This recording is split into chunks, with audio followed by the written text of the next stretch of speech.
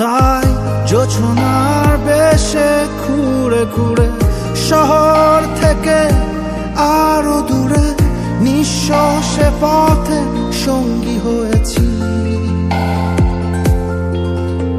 আর হঠাৎ একা ক্লান্ত হয়ে অবাক অবুঝ শান্ত হয়ে বহু দূর হেঁটে গিয়েছি।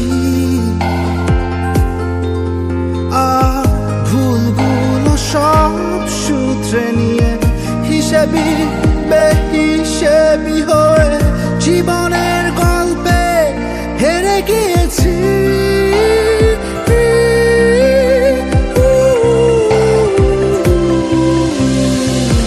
যদি কখনো